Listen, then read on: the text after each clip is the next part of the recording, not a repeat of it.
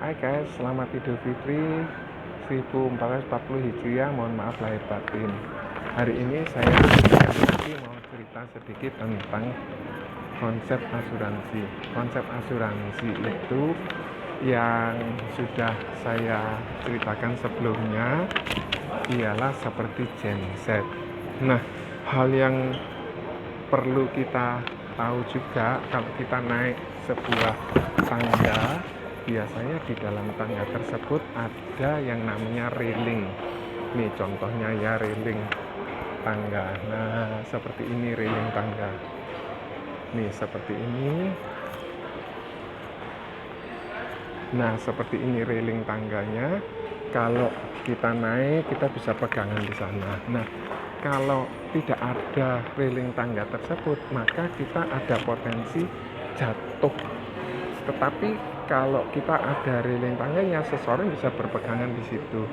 Nah, guys, railing tangga itu biasanya tidak diperlukan kalau kondisinya tidak dipakai. Tetapi pada saat dipakai, biasanya railing tangga tersebut sangat bermanfaat. Kenapa? Kalau railing tangga itu tidak ada, maka railing tangga itu boleh dikatakan tangga tersebut berbahaya. Jadi ada satu anaknya masih kecil gitu ya,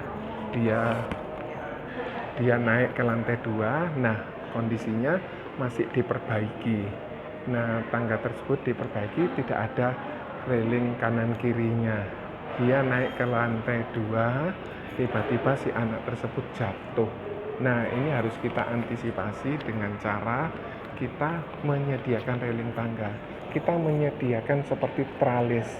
Kalau kita tidak punya tralis, maka rumah tersebut mudah dicuri oleh seseorang atau mudah dimasuki oleh seseorang. Tetapi kalau seseorang itu punya tralis, seseorang itu punya pagar yang cukup tinggi, maka maling itu mungkin malas untuk melakukan memasuki rumah atau merampok rumah tersebut.